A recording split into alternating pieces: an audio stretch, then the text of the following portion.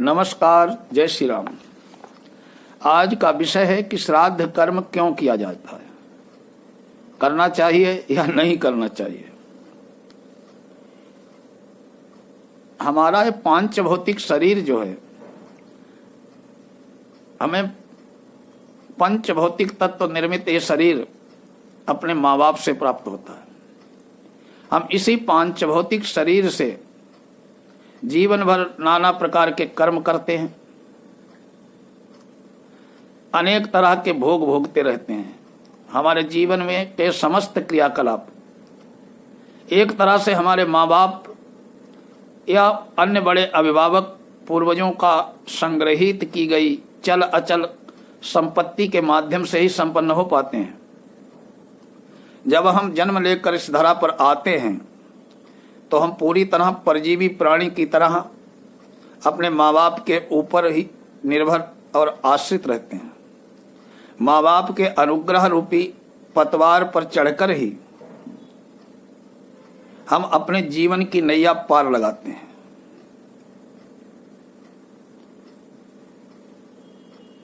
इसलिए जिन लोगों को बचपन में अपने माँ बाप का पूरा सहयोग नहीं मिल पाता, वो उच्च योग्यता या अद्भुत क्षमता के बावजूद साधारण जिंदगी जीने को विवश होते हैं। लेकिन इसके विपरीत समृद्धशाली परिवारों के घर जन्म लेकर कम योग्यता और निम्न सामर्थ्य रखने वाले बच्चे बिना परिश्रम के ही संसार के समस्त सुखों का भोग करते हैं, भोगते हैं। निश्चय ही हमारे माँ बाप का हमारे जीवन में बहुत ही महत्व है। हमारे लिए जो मार्ग हमारे माँ बाप ने प्रशस्त किया होता है, हमारे लिए वो जो मार्ग चुनते हैं, एक तरह से हम उसी लकीर पर, उसी प्रक्रिया पर जीवन भर चलते हैं। माँ बाप से ग्रहण किए गए गुणों की आधारशिला ही हम अपने बच्चों को हस्तांतरण करते हैं। ये नियम जन्म जन्मांतर तक इसी तरह जारी रहता है। पर जब ये प्रक्रिया कहीं अस्त व्यस्त हो जाती है तो उस पीढ़ी को निश्चित रूप से कष्ट उठाने पड़ते हैं, और इसे ही पितृदोष या पितृशाप कहा जाता है। जिस प्रकार हम स्वयं अपने बच्चों से प्यार, मान, सम्मान, स्नेह चाहते हैं, ठीक वैसे ही हमारे पूर्वज, हमारे मृतक माँ बाप, हमारे पितर भी हमसे यही इच्छा रखते हैं। इसलिए प्रत्येक मनुष्य का सर्वप्रथम एक कर्तव्य बनता है कि वो अपने माता पिता, अपने पितर, अपने गुरुजनों का सदैव आदर सत्कार करता रहे, उनके प्रति सदैव मान सम्मान और आदर का भाव बनाए रखे, उनकी भावनाओं पर सदैव श्रद्धा सुमन अर्पित करता रहे, समय समय पर उनका आशीर्वाद ग्रहण करता रहे।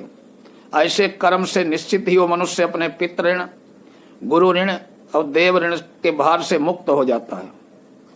इसलिए प्राचीन समय से ही एक ऐसी शास्त्रोक्त प्रक्रिया रची गई जिसे संपन्न करके सभी संतानें सहज स्वाभाविक रूप से अपने उक्त तीन ऋणों, देव ऋण, पितृ ऋण और गुरु ऋण से मुक्त होकर अपने जीवन में समस्त भौतिक सुखों का सुख लेकर मृत्यु उपरांत सदगति को प्राप्त कर सके। संतान पुत्रों के सत्कर्मों से दिवंगत आत्माएं बिना किसी कठिनाई मृत्यु उपरांत उच्च योनियों को प्राप्त होती हैं। पितृ पूजन, उपवास, तर्पण, श्राद्ध कर्म, पिंडदान आदि सभी ऐसे ही सत्कर्मों के अंतर्गत आते हैं। इन कर्मों को सविधि संपन्न करने से एक व्यक्ति सहज ही सपरिवार अपने पितृ ऋण से पूर्णतः मुक्त हो जाता है। शास्त्रों में विविध जीवों को उनकी योनियों के आधार पर तीन श्रेणियों में विभक्त किया गया है। प्राणियों की ये तीन श्रेणियां हैं, स्वेदज, अंडज और पिंडज। तीन श्रेणियों में से मनुष्य को पिंडज की श्रेणी में रखा गया है, और पिंडदान का महत्व भी इसी निमित्त रखा गया। दरअसल ये हमारा जो पांच भौतिक शरीर है वो स्थूल और सूक्ष्म शरीर के संयुक्त रूप से निर्मित है। हमारा ये स्थूल शरीर पंच महाभूत तत्वों, पंचकोशीय आवरण से निर्मित रहता है, जबकि हमारे सूक्ष्म शरीर के पीछे पंच प्राण, और 17 सूक्ष्म तत्वों से बनी एक आत्मा रहती है। यही आत्मा समस्त प्राणियों को सचेत और जीवित बनाए रखती है। हमारे शरीर के निर्माण में पृथ्वी, जल, अग्नि, आकाश, वायु नामक पंचभूतात्मक तत्व, अन्नमय कोश, प्राणमय कोश, मनोमय कोश, विज्ञानमय कोश तथा आनंदमय कोश नामक अति सूक्ष्म शरीरी आवरण भाग लेते हैं। इसी पंचभूतात्मक और पंचकोश निर्मित सूक्ष्म शरीर में एक अजर, अमर और सूक्ष्म अंशधारी आत्मा का अवतरण होता है। इसी पंचभूतात्मक स्थूल शरीर को शास्त्रों ने पिंड की संज्ञा प्रदान की है।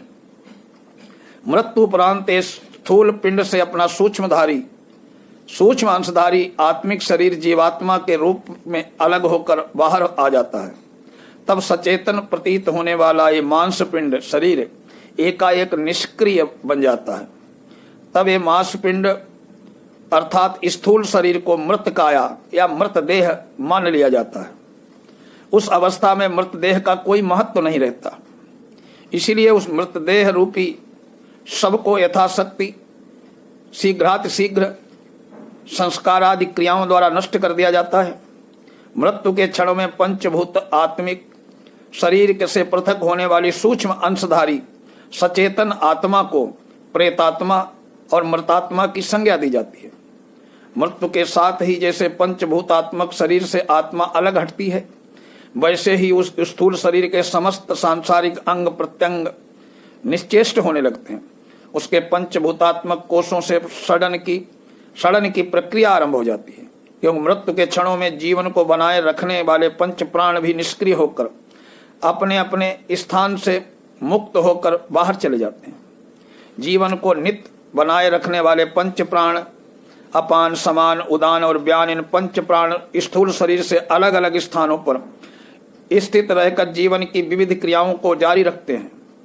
प्राणी को सचेत, स्वस्थ और विभिन्न क्रियाकलापों से सक्रिय बनाए रखते हैं। लेकिन मृत्यु के क्षणों में पंच प्राण भी शरीर से अलग हो जाते हैं। मृत्यु उपरांत शरीर को जीवित आधार बनाए प्रदान करने वाला यह सूक्ष्म आत्मिक शरीर 17 अंश भी संघात के आवेष्टिक होकर अंगुष्ठ प्रमाण रूप में परिलक्षित होता है। मृत्यु के उपरांत जब आत्मा रूपी सूक्ष्म शरीर अपने स्थूल शरीर से स्वतंत्र होकर मुक्ता अवस्था को प्राप्त करता है तो देह रहित कर्महीन अवस्था में रहता है। यद्यपि उस मुक्तावस्था में भी उसके अंदर अतृप्त वासनाएं, कामनाएं शेष रहती हैं।